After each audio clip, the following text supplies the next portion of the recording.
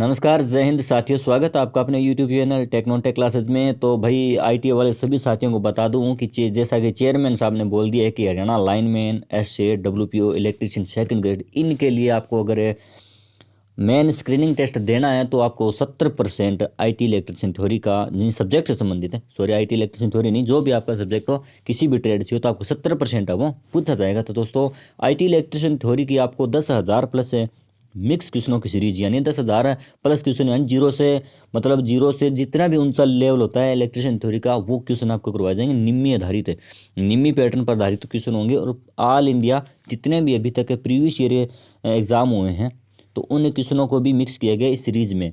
तो हर तरीके का क्वेश्चन आपको देखने को मिलेगा दोस्तों। तो प्लीज़ ये वीडियो को पूरी देखना। और जहाँ कभी कभी हमने कहीं कहीं ट्रिक का भी इस्तेमाल किया है, जहाँ पर आपको कोई इलेक्ट्रॉनिक्स का जो टॉपिक है वो बहुत बोरिंग है, हार्ड है, तो वहाँ पर भी मतलब कुछ ना कुछ जुगाड़ करके आपको इलेक्ट्रिशियन थ्योरी आपको अच्छे तरीके से तैयार करवाएंगे दोस्तों। बस एक ही आपको मतलब SLS का फार्मूला आप लगा दीजिए, शेयर लाइक सब्सक्राइब। तो अगर आपको एक फार्मूला लगाएं तो जितने भी फार्मूले बाकी रहते हैं थ्योरी में वो हम सब मिल के लगाएंगे और आपको बताएंगे। प्लीज़ आपका सहयोग और सपोर्ट ही हमको चाहिए। और जैसे सब्जेक्टिव और ऑब्जेक्टिव दोनों क्लास से आपको मिलेगी एग्ज़ाम तक। अगर आपका सहयोग रिस्पॉन्स अच्छा रहा तो बात करते हैं आज के 1 नंबर क्वेश्चन से। तो इलेक्ट्रिशियन थ्योरी बहुत महत्वपूर्ण रोल रखने वाली है दोस्तों। 70% इलेक्ट्रिशियन थ्योरी की बार आएगी। तो प्लीज़ ये वीडियो को पूरी देखना, चैनल को सब्सक्राइब करना। आई.टी. इलेक्ट्रिशियन थ्योरी आपको बिल्कुल एकदम निःशुल्क अच्छे तरीके से नोट्स के रूप में, मतलब फालतू की बातें हम नहीं करेंगे, ना सब्जेक्टिव क्लास में ना ऑब्जेक्टिव क्लास में। जो हमारे एग्ज़ाम का लेवल रहता है और आगे आने वाली क्वेश्चन है, मतलब जो संभावना है, उन्हीं क्वेश्चनों पर हम चर्चा करेंगे। जैसे ओम का नियम V बराबर आई आर, ये तो सभी को पता है, इस पर हम चर्चा नहीं करेंगे। इसके जो लेवल क्या है, इससे और क्वेश्चन कितने निकलते हैं उन पर हम बात करेंगे। यानी गैस भरे धातु फिलामेंट लैंप की कार्यकारी तापमान हमसे पूछा है। तो बात कर लेते हैं। फिलामेंट लैंप है वो कितने प्रकार के होते हैं। एक होते हैं इनकेंडिसेंट लैंप, यानी एक होता है इनकेंडिसेंट लैंप होता है, एक होता है धात्विक फिलामेंट लैंप। तो इनकेंडिसेंट लैंप यानी प्रदीप्ति का अपना बहुत बड़ा टॉपिक है, इसमें आगे बात करेंगे। कार्बन फिलामेंट, धात्विक फिलामेंट लैंप, इनके बहुत आगे प्रकार बन जाते हैं। और अब बात करें धात्विक का, हमसे पूछा है। तो धात्विक का फिलामेंट लैंप है वो 2 प्रकार के होते हैं। एक होता है निर्वात प्रकार का, यानी एक होता है निर्वात प्रकार का, एक होता है गैस भरे प्रकार का, यानी गैस भरे प्रकार का।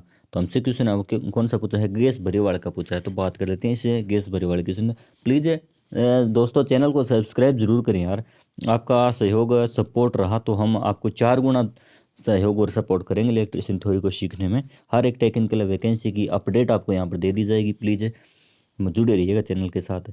तो अब बात करते हैं हम गैस भरे के साथ। गैस भरा जो अपना लैंप होता है, यानी एक होता है इसका तापमान, आयु, सब चीज़ों पर बात करेंगे। तो गैस भरे लैंप का कार्यकारी तापमान क्या होता है। तो दोस्तों इसका राइट आंसर की बात कर लेते हैं। इसका राइट आंसर होगा 2700 डिग्री सेल्सियस। और अगर यहाँ पर निर्वात का पूछ लेते हैं हमसे, निर्वात जो लैंप होता है इसका कार्यकारी तापमान कितना होता है, 2000 डिग्री सेल्सियस। तो कई बार क्वेश्चन सिंपल सा ये पूछ लिया जाता है कि गैस भरने का उद्देश्य है वो क्या होता है। तो गैस भरने का लैंप में यही उद्देश्य है, तो उसका कार्यकारी तापमान है, टेम्परेचर है वो बढ़ा दिया जाता है और लैंप की दक्षता में कुछ सुधार हो जाता है दोस्तों। अगले क्वेश्चन पर बात कर लेते हैं। गैस भरा वो अपना हो गया। और अगले जैसे आई नियमों के अनुसार भारत की में 3 फेज सप्लाई की वोल्टेज का मान कितना है। 440 वोल्ट, 420 वोल्ट, 400 वोल्ट और 415 वोल्ट। यानी ये इस प्रकार लिखा हुआ है इस फॉर्मेट में। आई इंडियन इलेक्ट्रिसिटी रूल के अनुसार, इंडियन इलेक्ट्रिसिटी रूल निम्मी के बुक में दिए गए बहुत सारे नियम हैं और हर एक एक एक दो दो नियम आपको इस क्लास में पूरे कवर करेंगे हम हर एक रोज़। और एक्सप्लेन हमने एक हर एक क्वेश्चन के हर एक ऑप्शन को एक्सप्लेन करने की कोशिश की है दोस्तों। अपने सिंक्रोनाइज सीरीज के नाम से प्लेलिस्ट बनी हुई है, तो प्लीज़ वहाँ पर जाइए, पीछे की जो सारी वीडियो देखिएगा। एग्ज़ाम के टाइम में, एग्ज़ाम से पहले आपको थ्योरी का एक क्विक रिविजन इसमें देखने को मिलेगा दोस्तों। तो बहुत अच्छी सीरीज़ है दोस्तों, सिंक्रोनाइज सीरीज के नाम से। तो जितने भी हम आगे की वीडियो कवर करेंगे उनमें सारी अपने नियम और इसमें इंक्लूड करेंगे। तो बात करते हैं इस क्वेश्चन पर 3 फेज की मानक वोल्टेज कितनी है। तो इसका राइट आंसर होगा 415 वोल्ट। और सिंगल फेज की बात कर लेते हैं दोस्तों, यानी कई बार हमसे सिंगल फेज का पूछ लिया जाता है। तो यहाँ पर कई बार जी 230 वोल्ट भी लिखा जाता है, 240 वोल्ट भी लिखा जाता है दोस्तों। मानक कौन सी है, 240 वोल्ट है वो मानक है इसमें। अगले क्वेश्चन पर बात कर लेते हैं दोस्तों। एक 3 फेज 2 पोल वाली induction motor 230 volt 50 hertz supply पर किस गति पर चलेगी। तो हमने अल्टरनेटर किसी भी मोटर की गति ज्ञात करने के लिए हम एक ही फॉर्मूला काम में लेते हैं। और पहले एक ऑप्शन की बात करें तो आरपीएम, यानी गति किस में मापते हैं दोस्तों? आरपीएम। और एक बार किसी ने ये सीधा भी पूछ लिया गया था कि गति किस में मापते हैं? आरपीएम में। और कई बार आरपीएम के फुल फॉर्म आपको पता है रिवोल्यूशन पर मिनट होता है। और कई बार गति आरपीएस में दे दी जाती है, रिवोल्यूशन पर सेकंड में। तो मिनट में कैसे निकालते हैं और सेकंड में कैसे निकालते हैं, ऑप्शन पर डिपेंड होता है। इन सभी पर हम धीरे धीरे पूरे टॉपिक पर चर्चा करेंगे दोस्तों। आईटी इलेक्ट्रिशियन थ्योरी आपको अच्छी एक लेवल है आपका तैयार कर दिया जाएगा। आपको सिर्फ कुछ ही महीने मतलब कुछ ही मेन एग्जाम तक मेहनत करनी है, पूरी लाइफ आपकी सेट हो जाएगी दोस्तों। अच्छी पोस्ट है IT electrician assistant lineman SA यानी यूएचडीएच में। बहुत आईटी वालों के लिए ऐसा मौका ना आया है ना आएगा दोस्तों, अब की बार है। और कोई कंपटीशन इतना हाई नहीं है दोस्तों। तो प्लीज़ अपने दोस्तों के साथ शेयर कीजिएगा, चैनल को सब्सक्राइब जरूर करवाइएगा दोस्तों। तो बात करते हैं इस फॉर्मूले पर। गति ज्ञात करनी है हमें। अन बराबर अन या समानुपाती बराबर जो भी हो, अन बराबर एफ इंटू 120 में पी। इस सूत्र से हम गति ज्ञात करते हैं दोस्तों, अल्टरनेटर की हो या कोई मोटर की हो। तो गति सिंक्रोनस गति भी हम इसे फॉर्मूले से ज्ञात करते हैं। तो एफ कितनी हमारी फ्रीक्वेंसी 50 हर्ट्ज, 50 हर्ट्ज इंटू 120 में पोल 2 बताए गए हैं हमको। तो इसको सोल्व करेंगे दोस्तों तो 2 यानी 25 से कट गया। और 25 इंटू 120 यानी इसका राइट आंसर क्या रहेगा दोस्तों? राइट आंसर रहेगा इसका 3000 आरपीएम। यानी फॉर्मूला हमने ये लगाया, अन बराबर या समानुपाती ऑफ इंटू 120 में पी। इस फॉर्मूले से हमें गति ज्ञात करते हैं दोस्तों। और प्लीज़ पीछे की जो वीडियो है वो भी आपको देखना, कैसा मतलब आपको लेवल लगा इसका। और जो भी आपका सुझाव हो कमेंट में ज़रूर बताइएगा, कोई डाउट हो। डीसी मशीनों में इंटरपोल जुड़े होते हैं। एक और बात बताता हूँ दोस्तों कि प्लीज़ मेरे को जैसे टाइम मिलता है मैं वीडियो बना देता हूँ। अगर आपको वीडियो रेगुलर चाहिए, किस टाइम चाहिए, तो कमेंट में ज़रूर बताना दोस्तों। डीसी मशीनों में इंटरपोल कहाँ जुड़े होते हैं, तो बात कर लेते हैं इंटरपोल क्या होते हैं और मेन पोल क्या होते हैं। यानी डीसी मशीन में कुछ पोल रहते हैं इस प्रकार, जैसे बात करते हैं यानी एन और एन और एस और एस, यानी ये इस प्रकार पोल होते हैं। तो इनके पोलों के मुख्य पोलों के बीच में इन मुख्य पोलों का 1/3 यानी कई बार किसी ने ये भी पूछा गया है दोस्तों कि इंटरपोल है वो कितने होते हैं मुख्य पोलों का। और इनकी डेफिनेशन, इनका कार्य करने का जो सिद्धांत होता है वो मोटर में, डीसी मोटर में अलग होता है, जनरेटर में अलग होता है। उन सभी टॉपिकों पर धीरे धीरे चर्चा करेंगे दोस्तों। एक तिहाई होता है और इसके बाद इस प्रकार ये पोल है वो लगे होते हैं।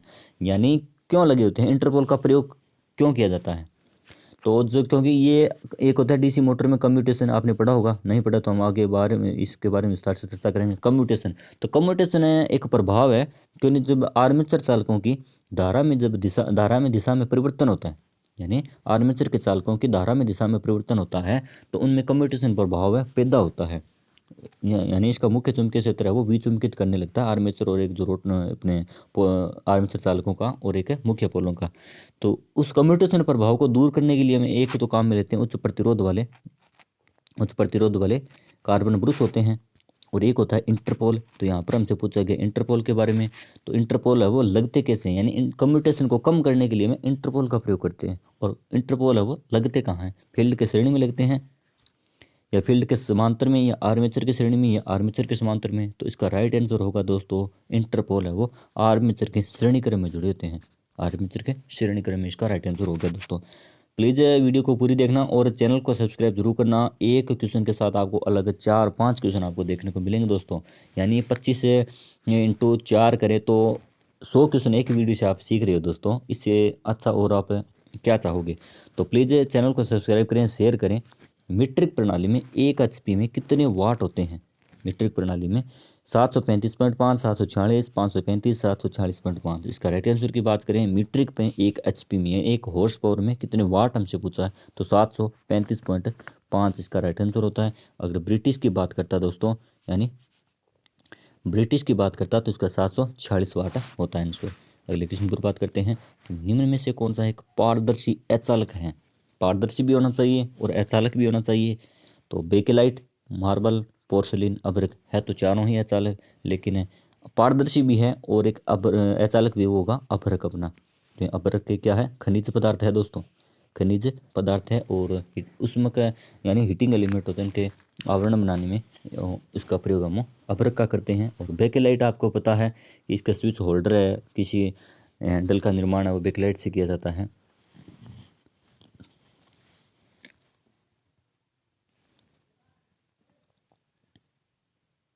अगले क्वेश्चन पर बात कर देते हैं दोस्तों कि नो लोड पर एक ट्रांसफार्मर में कौन सी हानि अधिकतम होती है, यानी लोड नो लोड पर है। तो ये बात करिए यहाँ पर डिस्ट्रीब्यूशन वितरण ट्रांसफार्मर जो लगे होते हैं उनमें कौन सी हानि है वो अधिकतम होती है, उसमें हानि यांत्रिक हानि, ताम्र हानि या लोहा हानि। तो नो लोड पर यानी एक ट्रांसफार्मर है वो कैसे उसका निर्माण किया जाता है, 24 घंटे, यानी डिस्ट्रीब्यूशन ट्रांसफार्मर का निर्माण है वो 24 घंटे कार्यकारी क्षमता के आधार पर किया जाता है, क्योंकि उसकी सेकेंडरी वाइंडिंग है वो स्टार में होती है, क्योंकि लोड हो या न हो ट्रांसफार्मर तो अपना काम है वो करता रहता है। तो अब बात कर लेते हैं उष्मा हानि या यांत्रिक हानि या ताम्र हानि या लोहा हानि, कौन सी हानि है वो अधिकतम होती है। तो इसका राइट आंसर बात करते हैं लोहा हानि। लोहा हानि इसका राइट आंसर होगा। यांत्रिक हानि कोई घूमने वाला पार्ट होता नहीं है ट्रांसफार्मर में, यांत्रिक हानि नहीं होती है, उसमें हानि एक अलग है। और ताम्र हानि ये क्या लोहा हानि मतलब इसका एक अलग पार्ट है ताम्र हानि, ये जो वाइंडिंग में होती है। तो ट्रांसफार्मर में अधिकतम हानि हमसे पूछी होती है तो ये भी है, लेकिन ये वाइंडिंग में होती है, कोर में होती है। तो कोर में होने वाली है लोहा हानि। इसका दो भाग होते हैं, जैसे एडी करंट हानि हो गया एक, तो एक होता है हिस्टेरेसिस हानि। हिस्टेरेसिस हानि तो ये हानि लो हानि के अंतर्गत आती है और अधिकतम हानियाँ यही होती है इनकी। तो नो लोड पर ट्रांसफार्मर में कौन सी हानि अधिकतम होती है, लो हानि अधिकतम होती है। इसका राइट आंसर है होगा ये। वीडियो थोड़ी लंबी हो रही है दोस्तों, प्लीज़ है जल्दी जल्दी क्वेश्चन करते हैं। तो निम्न में से कौन सा डायोड अधिक धारा पर कार्य कर सकता है, silicon diode, germanium diode, carbon या यूरेनियम। तो बात करते हैं अधिक धारा पर कार्य करने वाली ये यानी सिलिकॉन और जर्मेनियम एक अर्धचालक पदार्थ हैं। तो सिलिकॉन डायोड इसका राइट आंसर रहेगा दोस्तों, सिलिकॉन डायोड। क्योंकि सिलिकॉन डायोड का कार्यकारी तापमान है वो, कार्यकारी तापमान है वो, तापमान इस जर्मेनियम डायोड की अपेक्षा है वो अधिक होता है, अधिक होता है। इसके कारण क्या होता है कि सिलिकॉन डायोड है वो अधिक धारा पर कार्य करता है। और कार्बन एक खुद अर्धचालक कार्बन अर्धचालक की श्रेणी में आता है और यूरेनियम एक अलग पदार्थ है। चार लैंप जो 250 वोल्ट के सप्लाई की श्रेणी में जुड़े हैं, प्रत्येक की वाटेज 100 वाट 250 वोल्ट हो, तो कुल प्रतिरोध मान क्या होगा। बहुत अच्छा क्वेश्चन है दोस्तों, न्यूमेरिकल एक की वजह से दो तीन इसमें सीखते हैं हम। तो चार लैंप है और 250 वोल्ट की यानी प्रतिरोध मान हमें ज्ञात करना है। तो प्रतिरोध यानी आर बराबर या आर समानुपाती वी स्क्वायर बटा में पी, इस फॉर्मूले के द्वारा हमें ज्ञात करेंगे दोस्तों। एक लैंप का ज्ञात कर लेते हैं, सब श्रेणी में सभी जुड़े हैं, प्रत्येक की वाटेज और वोल्टेज हमें दी गई है। तो प्रतिरोध ज्ञात करने वोल्टेज कितनी है 250 इंटू 250, वाटेज कितनी दी है 100। और इसको सॉल्व करेंगे दोस्तों तो जीरो से दोनों जीरो कट गई। तो इसका राइट मतलब एक का कितना उतरा 25 इंटू 25, यानी इसका एक का आया 625 है। तो चार लैंप है, यानी चार लैंप है दोस्तों श्रेणी में जुड़ी है, तो एक का नहीं बताना हमें, चारों को बताना। 625 इंटू चार करेंगे तो इसका राइट आंसर क्या होगा दोस्तों 2500 ओम इसका राइट आंसर आने वाला है दोस्तों, यानी 2500 ओम इसका राइट आंसर होगा। कुल प्रतिरोध मान हमने इस प्रकार जान लिया। अगले क्वेश्चन पर बात करते हैं, वायरिंग में प्रयुक्त अर्थिंग के तार का साइज है वो कितना रखा जाता है दोस्तों। तो वायरिंग में प्रयुक्त अर्थिंग तार का साइज है वो 12 SWG, 14, 8 और 20 SWG, कौन सा इसमें रखा जाता है। तो राइट आंसर की बात कर लेते हैं पहले। वायरिंग में प्रयुक्त अर्थिंग तार का साइज है वो 14 SWG होता है दोस्तों। और एक में अर्थिंग में सीधा पूछ लिया जाता है कि अर्थिंग तार का साइज कितना होता है, तो वो होता है एक 8 SWG, 8 है SWG। और अर्थिंग का प्रतिरोध की बात करें, अर्थिंग का प्रतिरोध है तो 1 ओम, 1 ओम से कम होना चाहिए। प्रतिरोध है वो अर्थिंग वायर का 1 ओम से कम होना चाहिए दोस्तों। और 1 ओम से अधिक होना ही ना चाहिए कम से कम, या एक होना ही चाहिए। जैसे आर्मेचर हो गया, अर्थिंग प्रतिरोध हो गया, इनका मतलब प्रतिरोध है वो 1 ओम या इससे कम होना चाहिए दोस्तों। अगले क्वेश्चन पर बात करते हैं, पीएनपी ट्रांजिस्टर में प्रतीक में तीर का निशान है वो कहाँ होता है। पीएनपी ट्रांजिस्टर में बाहर की ओर या अंदर की ओर या बीच में या कहीं भी। तो हमारे दो प्रकार के ट्रांजिस्टर होते हैं, एक होता है एनपीएन, एनपीएन, एक होता है पीएनपी। इसको हम एक ट्रिक के माध्यम से सीखेंगे, पीएनपी, अनपीएन, सॉरी जल्दबाजी में लिखने में फेरबदल हो जाता है दोस्तों, इसके लिए सॉरी। एनपीएन और एक होता है पीएनपी। तो ट्रांजिस्टर में प्रतीक में तीर का निशान हमसे वे पूछा है, पिछली वीडियो में हमने बात की थी इसके प्रतीक के बारे में, तो बना लेते हैं डायग्राम इसका। यानी इस प्रकार कुछ इसका डायग्राम होता है, रफ डायग्राम हमने बनाया है। तो एक होता है यहाँ पर एमिटर, एक यहाँ पर होता है बेस सिरा, एक होता है कलेक्टर सिरा। तो तीर का निशान होता तो किस पर है, एमिटर पर होता है, वो बाहर होता है या अंदर होता है, इसको हम एक ट्रिक के माध्यम से सीखते हैं। जैसे एक होता है एनपीएन, या हमसे पूछा है पीएनपी, दोनों में फेरबदल करके कहीं कैसे भी क्वेश्चन है वो पूछ सकता है। जैसे उदाहरण के तौर पर हम बात करें तो पीएनपी और एनपीएन। पीएनपी पहले बात करते हैं पीएनपी। कोई जैसे कोई व्यक्ति है कोई चीज़ पीता है, यानी कोई व्यक्ति है और कोई चीज़ पीता है, कोई भी XYZ कोई भी व्यक्ति है और कुछ भी वो पीता है, तो वो पीता है तो क्या जाती है उसके अंदर जाती है, इसका राइट मतलब अंदर, अंदर की तरफ होगी। यानी पिता है, PNP, पहले पी आया तो पी का मतलब क्या हो गया, पिता है। पिता है तो क्या चीज़ आएगी, अंदर की ओर, अंदर की ओर जाएगी। तो इसका मतलब राइट आंसर क्या होगा, तीर का निशान क्या होता है, अंदर की ओर होता है दोस्तों। यानी PNP का पूछे तो पी पहले आ रहा है, पिता है, क्या पिता है, जो भी पिता है वो अंदर की ओर जाएगा। और NPN की बात कर लेते हैं, NPN यानी नहीं पीता। अन का मतलब पहले नहीं पीता, नहीं पीता, तो नहीं पीता तो मतलब नहीं पीता है तो क्या होगा, बाहर की तरफ। तो अनपीएन का पूछ लिया हमसे, NPN यानी अनपीएन ट्रांजिस्टर में तीर का निशान क्या होता है, अन पहले आ गया, नहीं पीता है तो क्या होगा, बाहर की तरफ होगा। और पीता है PNP यानी अंदर हो गया। तो तीर के निशान का एक कन्फ्यूजिंग रहता है, पूरी मतलब आगे जितने भी ट्रिक होगी इलेक्ट्रॉनिक्स में उनके माध्यम से पूरा समझाने की और अपनी याद रखाने की कोशिश करेंगे दोस्तों। तो अपना राइट आंसर क्या होगा, PNP में तीर का निशान है वो अंदर की होता है और NPN में बाहर की होता है। अगले क्वेश्चन पर बात करते हैं दोस्तों। तो प्लीज़ आपको कुछ समझ में आया तो प्लीज़ चैनल को सब्सक्राइब और शेयर कीजिए, वीडियो को लाइक कीजिए दोस्तों। और आपका कमेंट जरूर बताइए आपको वीडियो कैसी लगी। एक मापक यंत्र में करंट कॉइल किस क्रम में जुड़ी होती है, तो श्रेणी में होती है या समांतर में, रिवर्स में, फॉरवर्ड में। तो मापक यंत्र में दो प्रकार की कॉइलें होती है, एक होता है करंट कॉइल यानी इसको बोलते हैं CC, एक होता है PC प्रेशर कॉइल यानी वोल्टेज वाली। तो करंट कॉइल किस में लगी होती है, तो वही होती है श्रेणी में, और प्रेशर कॉइल यानी वो होती है समांतर में। तो इसका राइट आंसर क्या होगा, श्रेणी में। तो प्लीज़ दोस्तों SLS का फॉर्मूला लगा दीजिए, SLS यानी शेयर लाइक सब्सक्राइब। और अगले क्वेश्चन पर बात करते हैं। जैसे आ ही गया, PNP ट्रांजिस्टर में धारा प्रवाह कौन सा होता है, PNP में धारा प्रवाह डायग्राम बना लेते हैं दोस्तों, इस प्रकार है, सॉरी, यानी अपना ये डायग्राम हो गया। तो PNP ट्रांजिस्टर में धारा का प्रवाह यानी एक अमीटर सिरा, बेस सिरा और कलेक्टर सिरा। तो ये अमीटर सिरा क्या होता है, अपना फॉरवर्ड में होता है। इसमें धारा का प्रवाह क्या होता है, धारा की बात करें, धारा है वो मतलब एमीटर से कलेक्टर की ओर होती है, इस प्रकार है वो धारा का प्रवाह होता है, एमीटर से कलेक्टर की ओर। इस प्रकार बेस से होती हुई एमीटर से कलेक्टर की ओर धारा प्रवाहित होती है। तो बात करते हैं राइट आंसर की, PNP में धारा का प्रवाह क्या होता है, एमीटर से कलेक्टर की ओर। और आपको शुरू में हमने बात की थी इलेक्ट्रॉनों की, कई बार धारा का न्याय देकर यहाँ पर इलेक्ट्रॉनों का पूछ लिया जाता है। इलेक्ट्रॉनों की आते हैं, इलेक्ट्रॉनों की है वो इसकी विपरीत होती है, यानी कलेक्टर से एमीटर की ओर। तो क्वेश्चन किसी भी प्रकार से घुमा फिरा कर क्वेश्चन पूछ लिया जाता है, हर एक चीज़ को, हर एक तरीके को हम समझेंगे दोस्तों धीरे धीरे। अगले क्वेश्चन पर बात करते हैं। यानी इसका राइट आंसर आपको बता दिया, PNP धारा का प्रवाह एमीटर से कलेक्टर की ओर होता है। दो फेजों के मध्य मापी गई करंट क्या कहलाती है, तो दो फेजों के मध्य मापी गई current phase current, line current, संतुलित करंट या लोड करंट। तो जो फेजों में, दो फेजों के मध्य नापते हैं वो करंट होती है लाइन करंट, लाइन करंट। और दो लाइनों के मध्य, दो लाइनों के बीच मापी गई वोल्टेज क्या होती है, वो होती है line voltage. Line voltage, phase current, line जो भी है, मतलब हमें पूरा इसका एक्सप्लेन करेंगे धीरे धीरे। तो DC दो पॉइंट स्टार्टर में कौन सी एक युक्ति प्रयोग नहीं की जाती, NVC, OLC, हैंडल या प्रतिरोध। तो पहले बात करते हैं कि 2 पॉइंट स्टार्टर इसको बोलते हैं, यानी 2 पॉइंट स्टार्टर वो किस में काम में लेते हैं, एक मात्र अपनी motor DC series motor, series motor में हम गति नियंत्रण के लिए 2 पॉइंट स्टार्टर का प्रयोग करते हैं। और मोटरों में हम पढ़ेंगे मोटरों की क्या विशेषता होती है, क्या नहीं, कहाँ पर काम में लेते हैं, कहाँ पर नहीं, इनसे अच्छा क्वेश्चन बनते हैं। बहुत सारे क्वेश्चन है, शब्दों के हेरफेर ही होता है दोस्तों। DC अपनी जो थ्योरी है तो शब्दों के हेरफेर पर टिकी हुई है। तो 2 पॉइंट स्टार्टर में सीरीज मोटर में काम में लेते हैं। सीरीज मोटर आपको पता है कभी ओवरलोड नहीं होती, ओवर लोड नहीं होती, इसको बिना लोड के कभी चलाना नहीं होता। तो NVC no volt coil, OLC overload coil, handle प्रतिरोधक हमने बात की ओवरलोड की, यानी ओवरलोड तो DC सीरीज मोटर कभी होती ही नहीं है, इसको कितना भी लोड दे दो ये मतलब ओवरलोड नहीं होती है। तो ओवरलोड कॉयल का वहाँ पर कोई प्रयोग ही नहीं होता। OLC 2 पॉइंट स्टार्टर में एक युक्ति प्रयोग नहीं की जाती, मतलब OLC वहाँ पर प्रयोग नहीं की जाती। लॉजिक क्वेश्चन बनते हैं दोस्तों थ्योरी से। ट्रांजिस्टर के एमिटर बेस संगम को किस अवस्था में रखा जाता है, रिवर्स में, फॉरवर्ड में, किसी में नहीं, किसी में भी, कहीं पर भी रख सकते हैं।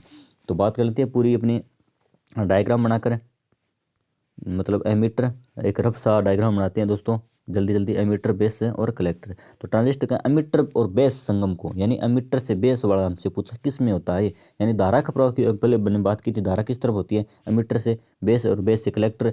तो धारा का प्रवाह तभी होगा जब कोई चीज़ फॉरवर्ड में होगी, यानी एमीटर बेस अभी कहाँ रखते हैं हम, फॉरवर्ड में रखते हैं दोस्तों।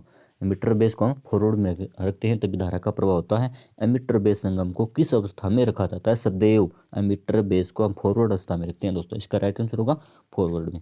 अगले क्वेश्चन पर बात करते हैं, अर्थिंग के लिए प्रयुक्त चालक तार का प्रतिरोध कितना होना चाहिए। इस पर हमने पूरा पहले एक्सप्लेन कर दिया था पिछले क्वेश्चन में। तो इसका राइट आंसर बात कर लेते हैं 1 ओम, यानी 1 ओम से कम होना चाहिए, अधिकतम 1 ओम या 1 ओम से कम होना चाहिए। अर्थिंग के लिए जो चालक तार प्रयोग करते हैं हम 1 ओम है, इस 1 ओम तक इसका प्रतिरोध होता है। और अगले क्वेश्चन पर बात करते हैं, निम्न में से किस मान को बदलने के लिए ट्रांसफार्मर का प्रयोग किया जाता है। तो प्रतिरोध मान बदलने के लिए या पावर बदलने के लिए या फ्रीक्वेंसी बदलने के लिए या वोल्टेज बदलने के लिए। तो आपको पता है ट्रांसफार्मर एक स्थैतिक युक्ति है, इसका प्रयोग हमें वोल्टेज को बदलने के लिए करते हैं। उच्च वोल्टेज को निम्न में, निम्न को उच्च में बदलने के लिए ट्रांसफार्मर का प्रयोग सर्वाधिक किया जाता है। इसका राइट आंसर होगा वोल्टेज। और अगले क्वेश्चन पर बात करते हैं, एक आदर्श वोल्ट मापी का प्रतिरोध है वो क्या होता है। ये बहुत अच्छा टॉपिक है दोस्तों, मतलब इस चीज़ से बहुत सारे क्वेश्चन बनते हैं। यानी बात कर लेते हैं, आदर्श वोल्ट मापी का प्रतिरोध कितना होता है, क्या अनंत होता है या शून्य या 5 किलो ओम या 20 किलो ओम। तो वोल्ट पहले बात करते हैं, कई बार पूछ लिया जाता है वोल्ट मीटर का प्रतिरोध, सिंपल सा क्वेश्चन पूछ लिया जाता है, वोल्ट मीटर का प्रतिरोध होता है तो वो होता है उच्च या अधिक होता है वोल्ट मीटर का प्रतिरोध। और एक शब्द लगा दिए यहाँ पर आदर्श, यानी आदर्श अवस्था है उसकी, कोई मतलब इसमें कोई खपत नहीं है, कोई प्रतिरोध नहीं है, तो आदर्श शब्द लगाने से उत्तर बदल जाता है। आदर्श वोल्ट मापी का प्रतिरोध यानी उच्च से भी और अच्छा क्या होगा, अनंत होगा। यानी इस उच्च से भी अच्छा क्या होगा, अनंत होगा। बहुत अनंत प्रतिरोध में धारा प्रभाव होने नहीं देता वो वोल्ट मीटर। आदर्श वोल्ट मापी में प्रतिरोध क्या होता है, अनंत। और सिंपल हमसे पूछ लिया जाता है आदर्श शब्द न लगाकर कि वोल्ट मीटर का प्रतिरोध क्या होता है, तो वो होता है उच्च। और अब बात कर लेते हैं धारा मापी, यानी धारा मापी का हमसे पूछ लिया जाता है, धारा मापी का प्रतिरोध क्या होता है। सीधा एम्पीयर मीटर का या धारा मापी का प्रतिरोध क्या होता है, कम होता है। और वही फॉर्मूला अगर यहाँ पर लगा दें कि आदर्श शब्द देकर पूछ ले, नहीं आदर्श धारा मापी आदर्श एम्पीयर मीटर का प्रतिरोध क्या होता है, शून्य, यानी शून्य, जीरो होता है। तो इसके अलावा मतलब आदर्श वोल्टेज स्रोत, आदर्श धारा स्रोत और आदर्श चालक, अचालक, बहुत इसके क्वेश्चन बनते हैं। हम धीरे धीरे पूरे इस सभी क्वेश्चनों को सॉल्व करेंगे दोस्तों। सेंट्रीफ्यूगल स्विच जुड़ा होता है, सेंट्रीफ्यूगल स्विच है कहाँ जुड़ा होता है, रनिंग के समांतर में, स्टार्टिंग की श्रेणी में, सप्लाई की श्रेणी में या सभी के समांतर में। तो जो सिंगल फेज मोटरें होती हैं उनमें जैसे बात करते हैं 2 प्रकार की वाइंडिंग होती हैं, यानी ये अपना हो गया रोटर हो गया, और इस प्रकार के वाइंडिंग होती है पतले तार और अधिक लपेट वाली एक वाइंडिंग होती है, और एक होती है यहाँ पर। तो ये जो वाइंडिंग होती है ये होती है स्टार्टिंग वाइंडिंग स्टार्टिंग वाइंडिंग के सिरे होते हैं Z1 Z2, और एक होता है रनिंग वाइंडिंग, इसके सिरे होते हैं U1 और U2, यानी ये होगी स्टार्टिंग और ये होगी रनिंग वाइंडिंग। तो हमसे पूछा सेंट्रीफ्यूगल स्विच, तो सेंट्रीफ्यूगल स्विच है वो यहाँ पर जुड़ा था, किसके, रनिंग के समांतर में। तो रनिंग तो ये रही, इसके समांतर में नहीं है दोस्तों, स्टार्टिंग की श्रेणी में या सप्लाई की श्रेणी में, सभी के समांतर में। तो इसका राइट आंसर क्या होगा, सेंट्रीफ्यूगल स्विच है वो स्टार्टिंग वाइंडिंग के श्रेणी क्रम में लगा होता है। यानी इस प्रकार यहाँ पर ये सेंट्रीफ्यूगल स्विच लगा होता है। यानी इसका कई अलग अलग कार्य सिद्धांत होता है, कभी कैपेसिटर को बाहर करता है, कभी ये स्टार्टिंग वाइंडिंग को बाहर करता है। मोटर जब अपनी मूल गति का 75% गति प्राप्त कर ले तो ये एक स्टार्टिंग वाइंडिंग को वहाँ से निकाल देते हैं, क्योंकि उच्च टॉर्क प्राप्त करने के लिए हमें दोनों वाइंडिंग का प्रयोग किया जाता है। और बाद में मोटर अपना जो उच्च टॉर्क प्राप्त कर लेती है तो स्टार्टिंग वाइंडिंग को बाहर कर देता है। तो इसका राइट आंसर क्या होगा, स्टार्टिंग वाइंडिंग के श्रेणी क्रम में वो सेंट्रीफ्यूगल स्विच जुड़ा होता है। अगले क्वेश्चन पर बात करते हैं दोस्तों, कि किसी प्रकाश स्रोत से तल की दूरी बढ़ाने पर प्रदीप्ति की तीव्रता क्या होगी। प्रदीप्ति का अच्छा टॉपिक है, तो मतलब कोई सिंपल सा एक आसान भाषा में एक बार इसको समझ लेते हैं दोस्तों। किसी प्रकाश स्रोत, यानी कोई एक प्रकाश स्रोत अपना यहाँ पर कोई लैंप लगा हुआ है दोस्तों, यानी ये कोई प्रकाश लैंप लगा हुआ है यहाँ पर स्रोत की प्रकाश स्रोत से तल की दूरी बढ़ा दी हमने। तल की दूरी बढ़ाने का मतलब हो गया ये एरिया हमने बढ़ा दिया, पहले यहाँ पर तक प्रकाश आ रहा था, अब प्रकाश यहाँ पर आ रहा है, यानी तल की दूरी बढ़ा दी। तो तीव्रता क्या होगी आपको पता है, सिंपल सा भी, कि लैंप से दूर जाने पर या लैंप को दूर से देखने पर प्रकाश कम होता है, लैंप के प्रकाश मतलब लैंप के पास जाएंगे तो प्रकाश अधिक होता है, लैंप के पास जाने पर। तो तल की दूरी बढ़ा दी या मतलब प्रकाश कम हो गया, प्रदीप्ति तीव्रता क्या होगी, कम हो गई। इसका राइट आंसर क्या होगा, कम हो गया। इसके फॉर्मूले लगते हैं और पूरे जो आगे क्वेश्चन होंगे उसमें हमें धीरे धीरे सभी चीज़ों को कवर करेंगे। एक धातु फिलामेंट लैंप का तंतु किस पदार्थ का बना होता है। तंतु की बात करें तो क्या होता है यहाँ पर फिलामेंट लैंप का हीटिंग एलिमेंट, यानी फिलामेंट हमसे पूछा है, सॉरी हीटिंग एलिमेंट नहीं, फिलामेंट किस तंतु का, किस पदार्थ का बना होता है? तो जस्ते का, टंगस्टन का, शीशे का, कार्बन का। तो धात्विक फिलामेंट लैंप का तंतु है वो किसका बना होता है? टंगस्टन का बना होता है। इसका राइट आंसर क्या होगा? टंगस्टन। तो इसका राइट आंसर क्या होगा? टंगस्टन। और डीसी को एसी में बदलने वाली मशीन कौन सी है दोस्तों? Diode, converter, rectifier, inverter. तो डायोड क्या होता है? डायोड है वो एसी को डीसी में बदलता है दोस्तों। डायोड का प्रयोग पूरी हम इलेक्ट्रॉनिक्स आएगी तो उसमें बात करेंगे। और कन्वर्टर भी क्या करता है? एसी को डीसी में। रेक्टिफायर भी क्या करता है? एसी को डीसी में। यानी तीनों का ये कार्य सिद्धांत एक ही है। और हमारे घरों में जो इन्वर्टर लगाता है, इन्वर्टर जो लगता है वो क्या है? डीसी को एसी में करता है दोस्तों। यानी हमारे घरों में जो उपकरण लगे होते हैं वो एसी पर कार्य करने वाले होते हैं।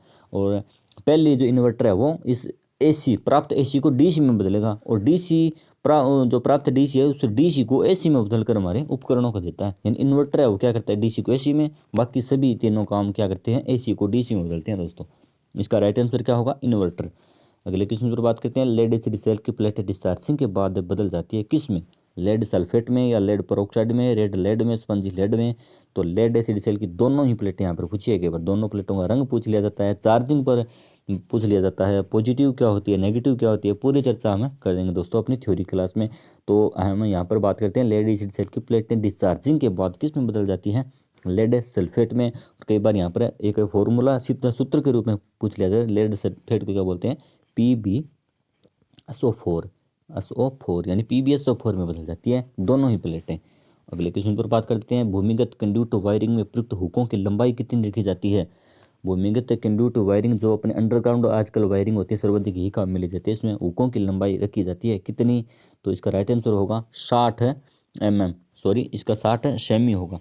60 सेमी इसका राइट आंसर होगा दोस्तों। मानक आधारित क्वेश्चन है, कई बार परीक्षा में पूछ लिया गया वायरिंग से संबंधित। यानी हुकों की लंबाई एक कितनी होती है? अपनी 60 सेमी होती है। इसका अगले क्वेश्चन पर बात करते हैं। सिंक्रोनस मोटर में रोटर की सिंक्रोनस गति होती है। रोटर की गति सिंक्रोनस गति से क्या होती है?